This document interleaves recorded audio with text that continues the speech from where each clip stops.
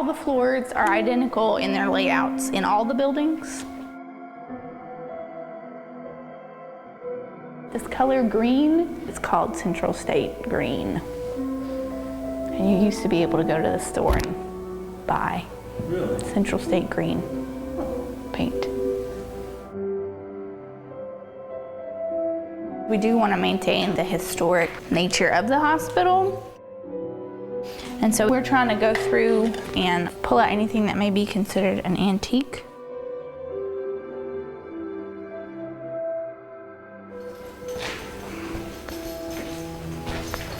It just looks so sad with all the paint peeling off and everything. Well, this building was built right around the 1940s.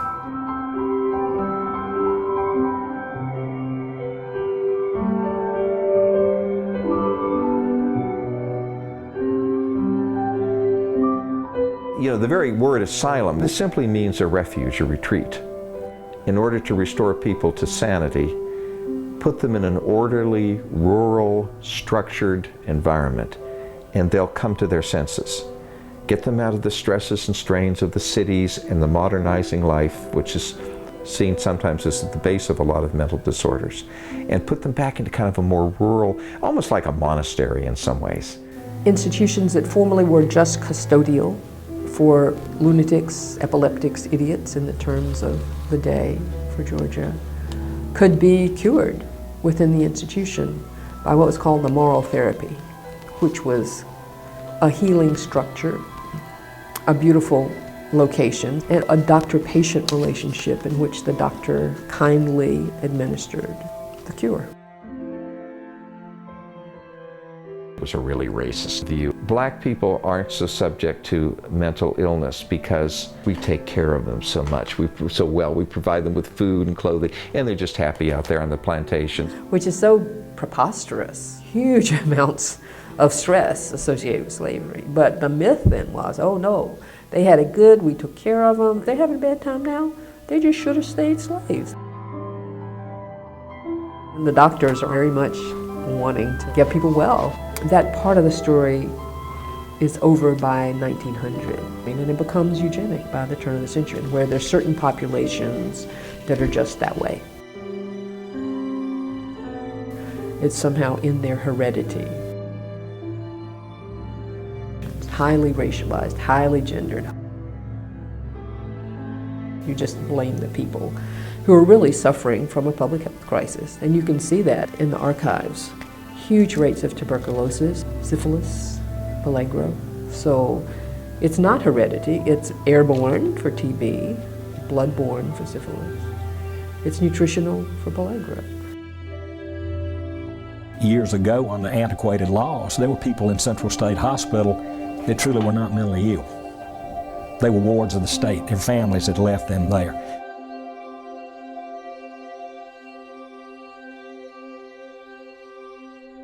You know, back when Central State Hospital was the only hospital, it was like, oh yeah, you went off to Central State and you like disappeared, you know, down a hole. You might come home, you might not. Doors are wide open. If you know, it's like if you fall down the chute that takes you to Central State, it's an uphill battle to get out. You know, you must be mentally ill. That's why you're here. I'm sure that someone listening to our conversation would tell you about horror stories, and they would tell you about bad things that happened. But I think a lot of these horror stories would be the manner of treatment that was available in the 30s, 40s, 50s, 60s, and in the 70s. You know, treatment has progressed. I remember as a child when my daddy had a case, he was a lawyer, and we had to go to Milledgeville to see a patient. But I can remember hearing the screams, the yells, and I hadn't thought about that in a long time, and that's just as well. But it was just a horrible experience because I must have been 11 or 12, and just to hear the screams. It was really inhumane the way they did down there. I was given shock treatments. I had 25 shock treatments. Prior to 1950s, there were very little medications available. And back in those days, they used water torture. Electric shock therapy was something else that we used. Electroshock therapy was actually still in use when I came in the 70s. It was used a lot, mainly to treat women because of depression. I really didn't know what shock treatment was till later on in life, that it was to help I call it burn away some of your memory, so you will not remember what has happened. As a young adult, to work my way through junior college, I participated in shock treatments, which are something now that is almost an evil word. Is it barbaric? If you have someone who has shown a complete immunity from all of the psychiatric type medications or depressant type medications and it works, no, it's not barbaric. If you were to actually see it used like I have seen it used, yes, it is barbaric. It's one of those type things that for the first time it's used, you'll never ever want to see it used again. However, it's made a resurgence. In some cases, in refractory cases, it's starting back to being used again today. And it has actually shown promise in the last few years. Thorazine was as important to psychiatric treatment as penicillin was to the general public, because in the 1950s you had hundreds of thousands of people locked up in institutions. However, once Thorazine came out, they were able to go out into the public settings. In the 60s, that was when mental health pharmacology, I think that's the right word, was blooming. And the Thorazine and the Mellaril and the Stelazine and the Librium and half a dozen others, that they were delivered in containers of 500,000. The tops of the containers you'd have to do like this to get them off. And then you'd line up your containers and you'd reach down and get a handful. There was reason to fear being sent to Milledgeville. They were understaffed, there was a lot of brutality. I mean, there were just horror stories abound. And of course you have to think now there were 12,000 patients at that time. And air condition was, I don't remember it, it was just another hot, sticky, smelly day. Back in those days, there was nothing but cloth diapers. So all these clients had cloth diapers or underwear on. And the only activity they had every day, they would get them up, get them dressed, feed them breakfast, they'd put them in rocking chairs, and they would rock back and forth all day long. The smell in these buildings was unbelievable. I grew up on a farm, so I'm used to bad smells. Nothing prepared me for what I went through back in those days. I think at the time they had 24 doctors for 12,000 people. They had volunteers, they had nurses, they had practical nurses, they had patients taking care of patients. I mean, it was a horrible situation. And so it really was something you couldn't walk away from, because you knew if you could do something, you ought to do it. So we knew we could. And there was so much that needed to be done. Oh, just so much. There were some people there that had been there 10, 15 years, had never seen any family, had never had a present for Christmas. And that's what came up with the Chapel of All Faiths and the mayor's motorcade. Ernie and I talked about it, but I don't think that it ever occurred to us that the mayors of every little town in Georgia would join you in anything like that. A program that you would have assumed was always there, that there was no faith component to mental health care until my father brought it. And that almost all of the chapels that you see at the state hospital now were built during his era. Before it was just a basketball court and that was it. And that's where the people didn't know whether to play basketball or go to church. That's how the Chapel of All Faiths became a reality. All the preachers in the state, of course, that was something they could grab and run with. And they did. They raised lots of money. We're talking about $1 million. And that's a lot of money when it comes in with $2 here, and every Monday or Tuesday at the mansion, he would come these little envelopes with 66 cents, 88 cents that had been taken up at the churches.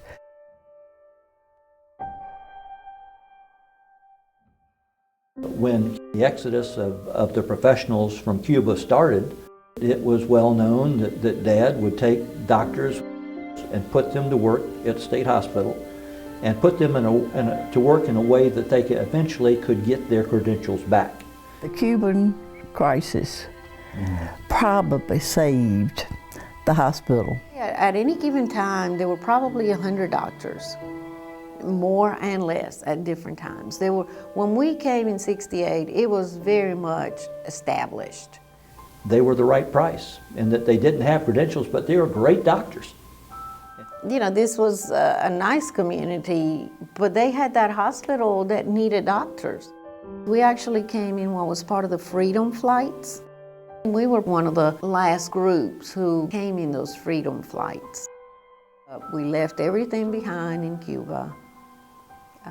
And in 1966, we got on the plane, and that's still very vivid in my mind. You know, I remember what I wore that day, and I may not remember what I wore yesterday, but I remember what I wore that day we got on that plane, and, you know, said goodbye to my dad, not knowing, you know, whether we would see him again. And he came after us about 3 days ago, 3 days later. And then when it was time for him to be able to begin work here, you know, we drove in our old car in Milledgeville on July the 4th. It was pretty dead. But we're always just happy to be here. You know, we know that was the right thing for my parents to do for us. It was hard, it was difficult. We had everything in Cuba. I mean, we weren't rich, but we were very comfortable. And then we didn't have anything. You know, you came to the United States with nothing, whatever you were wearing. But we did fine. My dad, just because of his opportunities here, we just, you know, it's just been wonderful.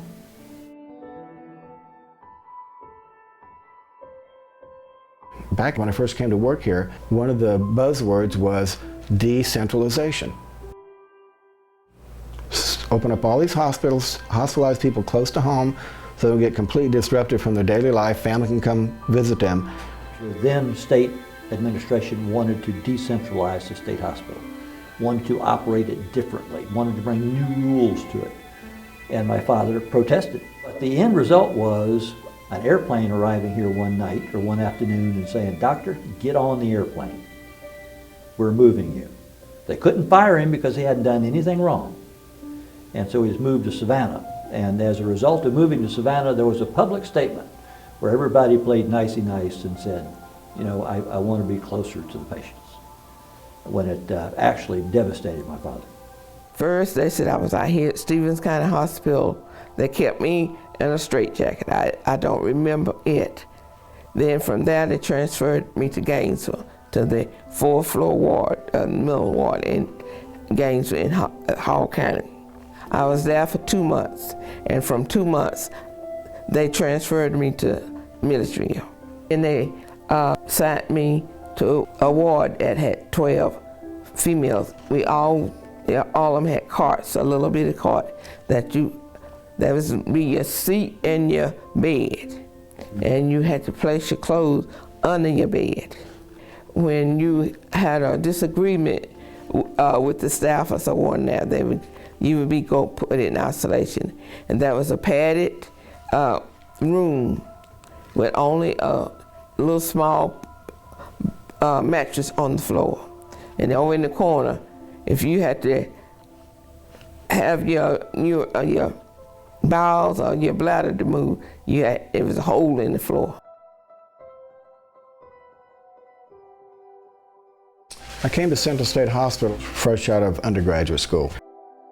So I stayed there for a year working with the mentally retarded adolescents who were mildly retarded, and I realized that there was this huge institution taking care of people that maybe didn't need to be there, and that at my level there wasn't much I could do.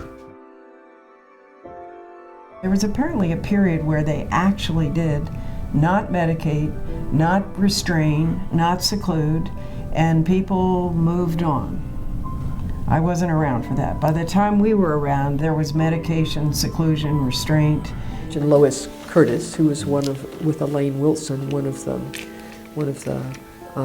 plaintiffs in the Olmstead decision, where both Lois and Elaine had spent much of their lives since adolescence in state mental hospitals and wanted to get out. And the Americans with Disabilities Act was finally passed in the early 90s, and they put in calls to Atlanta Legal Aid, who answered the calls and decided to launch a suit.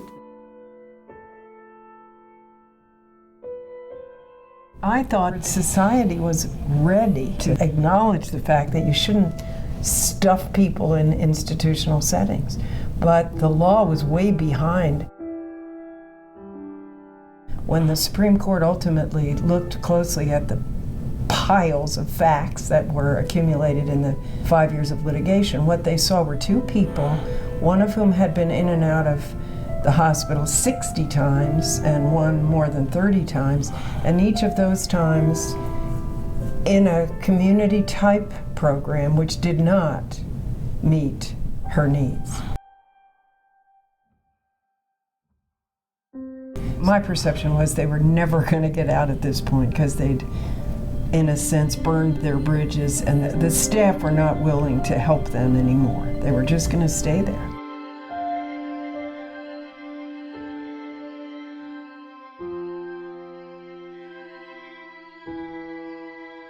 Congress made very specific historical findings. People with disabilities had often been segregated and discriminated against by being confined in institutions where everyone in the institution was essentially the same as them, and that was wrong, and that the ADA was specifically passed in order to right that wrong. I saw that you got to go to Washington, D.C. and give a painting to President Obama. Yeah, I did. I already did. I traveled. Can you tell me about meeting him and getting to give him? Well, I met him at the White Courthouse in Washington, D.C. We were standing on there 3 nights. How long have you been doing art? Actually, I've been doing this art for a long time. I started out, I was doing art in high school. When I was young with my dad, he do artwork. A bunch of people let me draw them, and they give me $3 off that picture. I draw them. I had to put it in the bank. All my art medicine work that I do. How did it make you feel to no longer have to live in the group home and be able to come out and live with friends and see friends? Well, I think about my life differently. It had been. And then I don't see it back, and then I think about it. And then I sit back and have another care person. This is a nice home. This is a very wonderful home. I'm gonna be here in Quilma before 2 years get here. After you know me, 1 year. Gonna be there some people here 2 years, 3 years before I get me, and you, and Lana, and Shay. Gonna know me 1 year next year. I had a birthday party. We went to the birthday party, we had salad and fish. So we ate 2 trays of that food and had a Coke and a drink. She brought me back home. And that's the day was her birthday. And then we cooked the fish on the barbecue grill. And it was nice. We brought out that fish on the grill. So we sit on that 4 hours to 9 o'clock at night. It was so nice, you had no stoves over, no restaurant. We were sitting in there and eating them chips and fish last night. About 3 plates of that fish. People were eating salad and drinking beer.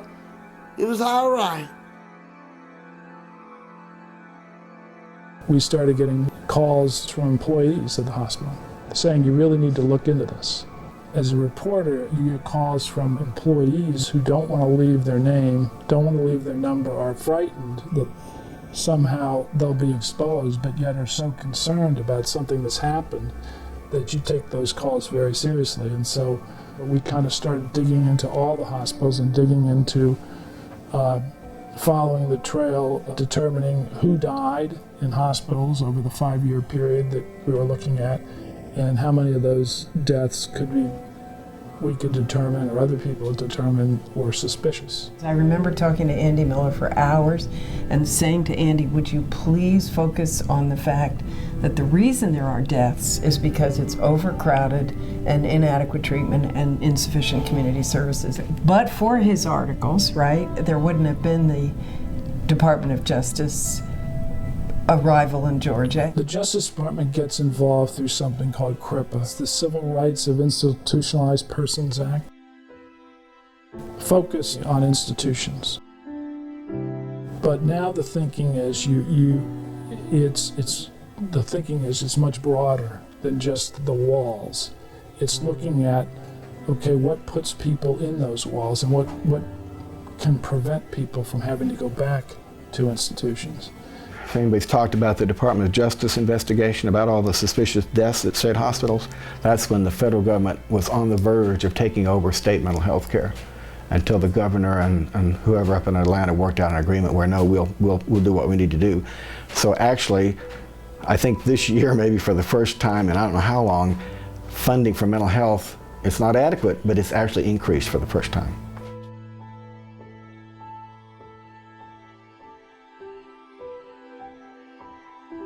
I think that what we have done in the state of Georgia, we have deinstitutionalized people out of clinical beds, and we are slowly reinstitutionalizing them in correctional beds. You lock them up or put them in a clinical bed and hold them in a institution, a clinical institution, and they will get placards and they will walk up and down the road and protest. But we have thousands in jails and prison that are being detained, that are mentally ill, that are locked up in a correctional bed, and they don't open their mouth. Nobody wants to talk about putting people in hospitals anymore. For some reason, it doesn't bother us to put folks in jail, but you know, the whole idea about people coming out of institutions into the community was that there would be, you know, these resources in place, that everybody was going to live just fine in the community. And what's happened is that the jail has gradually become the new inpatient hospital. The people in Atlanta said that Central State Hospital was closed because of the truce with the Justice Department, and the Justice Department wanted Central State Hospital closed. I've read the agreement between the Justice Department and the state of Georgia 4 or 5 times. There's nothing anywhere in this agreement that says to close any hospital specific in this state. The law enforcement community has always been interested in this issue because many people just cycle into their jails. I mean, one of their biggest budget items is psychotropic drugs. You've either got to have clinical bed space, or you've got to have excellent community-based programs. The ACT team stands for Assertive Community Treatment. It's a team of providers, including nurses, counselors, substance abuse counselors, vocational specialists, peer specialists, and case managers. We work together to serve those people who have a severe and persistent mental illness. So they most likely are having some skills deficits in the areas of their daily living. Could be hygiene, could be housing. They also have most likely been in hospitals frequently, or incarcerated frequently. So we go to their homes or to the community to work with them, typically daily to multiple times daily if needed. And we're also available 24 hours, 7 days a week, 365 days a year to them. And so we bring the treatment to them rather than setting up appointments for them to come in here.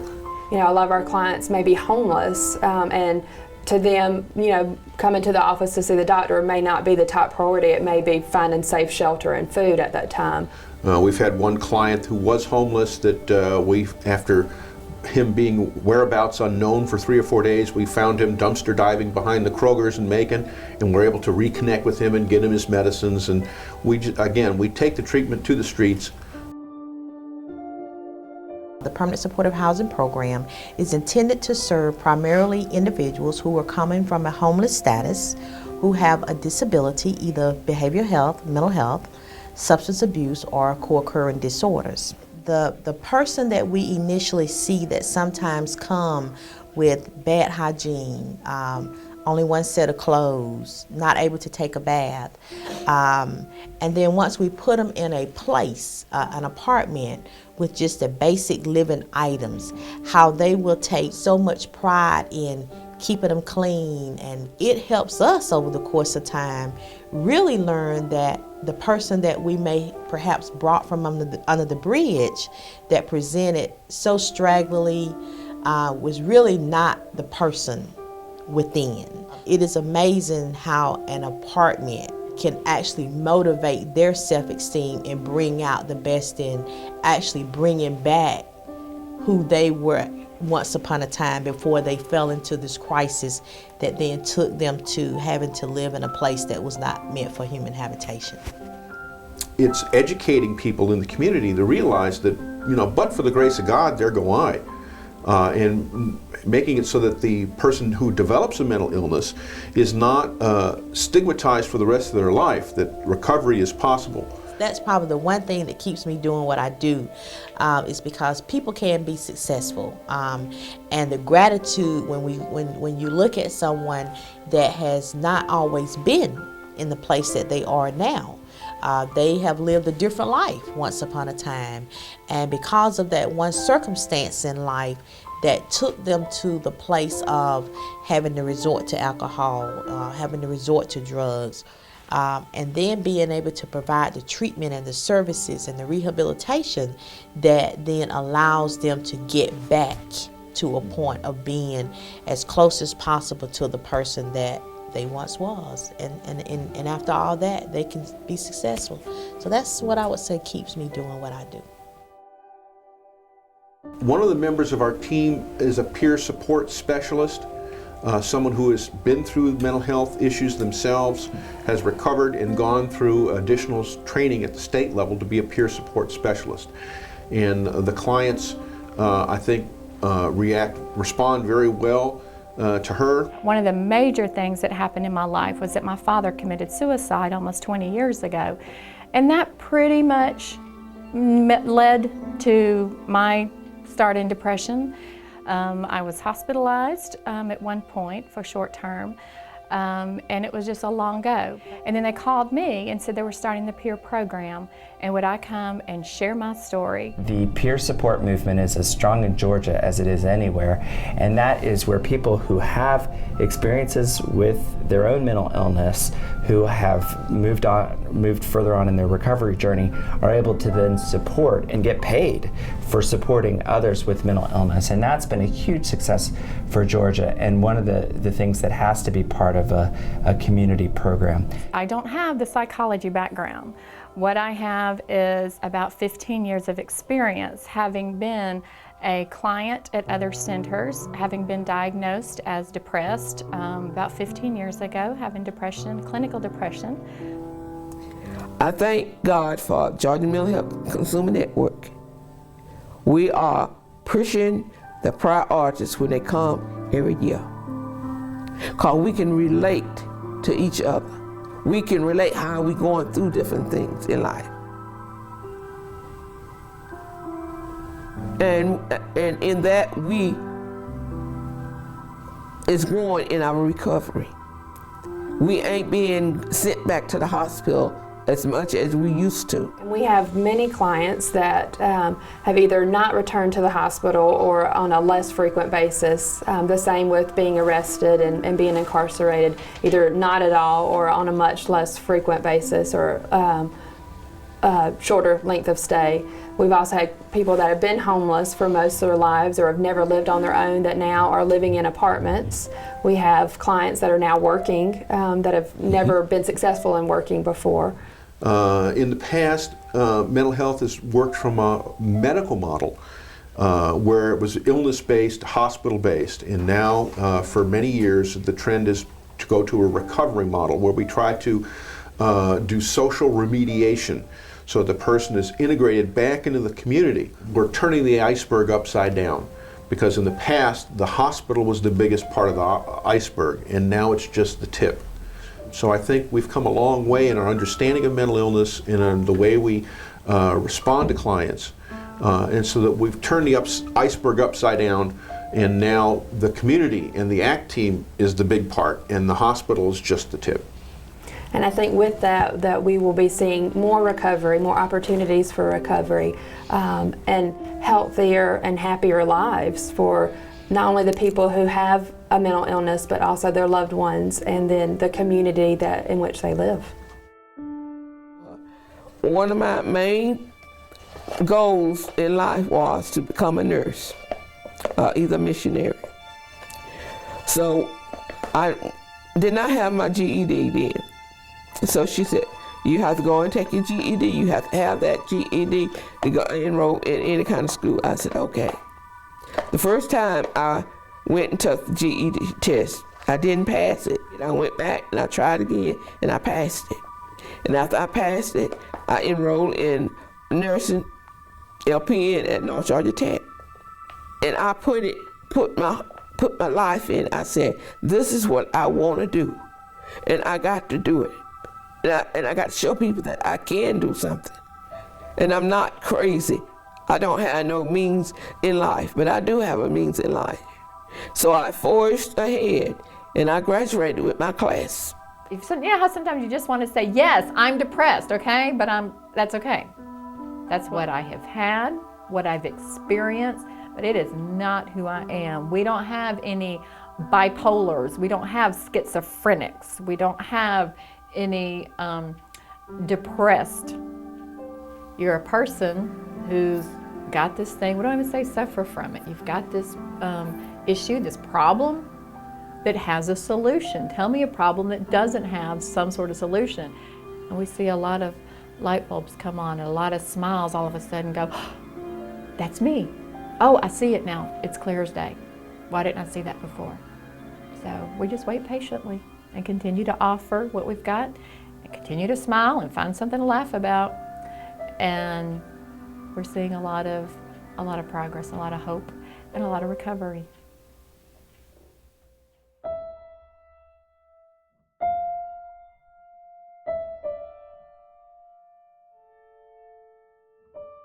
When I go there now, sad is the word that comes to mind to me now. How did this happen? This was my home. The homes were nice little homes, and look at the difference now. This is where we grew up, and it was beautiful then, but it's not anymore. I ride through it now and I see plywood over windows, and I see houses vacant, and there's an old Southern saying, the breath of man keeps a house alive. And when people move out of a house and close it up, it starts deteriorating. And if you ride through Central State grounds and look at the buildings, I'm amazed at the deterioration.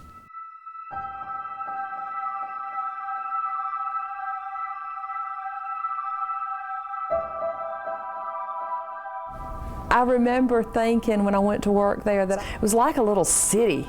It was like a little bustling little city of its own. Now there is almost this emotional reaction when I drive through that campus of the striking difference. This feels like a ghost town. It's that sense of sadness, and that this might not be a change for the better. It's very disturbing to me to see that everything was just taken away from that institution.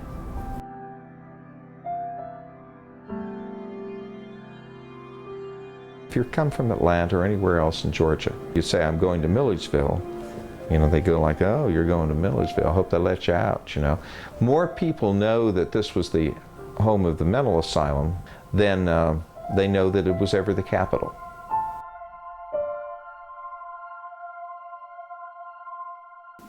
And you know, where people make fun of that when you go somewhere, where did you grow up? In Milledgeville, you know, the crazy house and that kind of thing. And but we, of course, didn't see it that way. And we lived on campus. So we became, you know, just part of it. It wasn't, you didn't think about mental health as being that bad thing that, I mean, that honestly people used to think it was.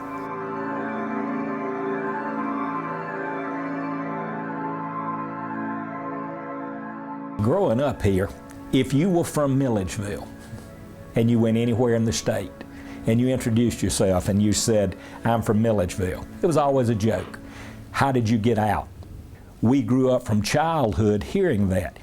The word Milledgeville meant a mental hospital. But the other people in other towns that joked with us, they didn't really understand mental illness, and the reason they didn't is because the people in their communities that had had mental ill problems, they were in Milledgeville.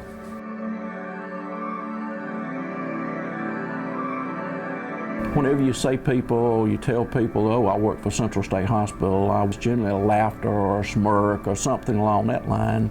General public just is not educated enough with the mental health system. You have seen a shift, but it's not to the degree that I would like to see. It's just not there yet.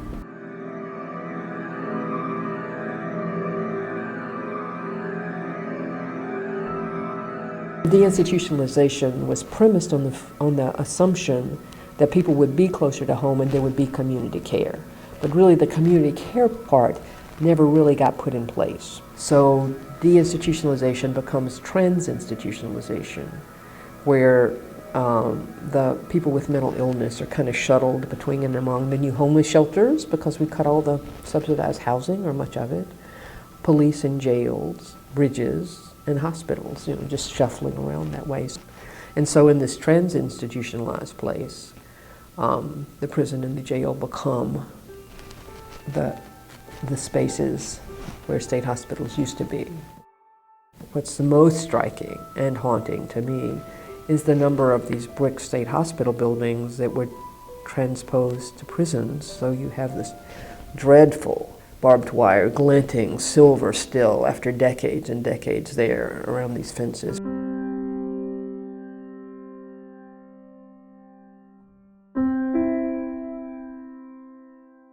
It was a community all of itself. There were farms all over the south side of the Central State Hospital, where hundreds and hundreds of acres of beans and corn and all the things that you could eat. And those things were maintained by the patients and managed by the employees of the state hospital. It was one community, self-contained, and everybody knew each other, and it was like family. Not coming back. There are many in our community who think, well, we need to get mental health care back out there and fill up those buildings again. Not going to happen, never going to happen. Need to quit talking about it.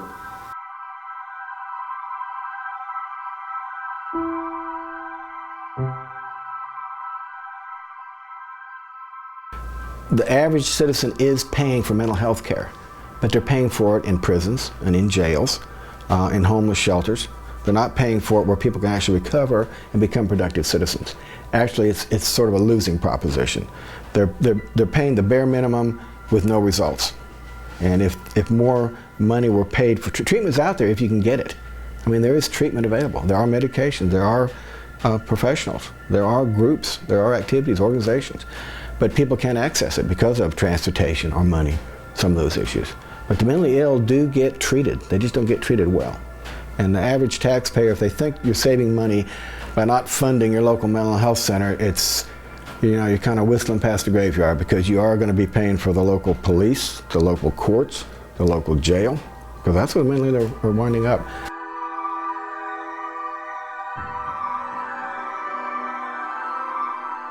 You're totally turning around an ocean liner with this, with these systematic changes in mental health care. So it will be incumbent upon our state officials and also the media, frankly, to keep track of these developments. We found that there were a lot of caring employees in these hospitals. These were people who were concerned about what was happening to the people within those hospitals. And so it will be in the hands of these people on the ground who will allot as to the success or failure of a particular community's mental health services.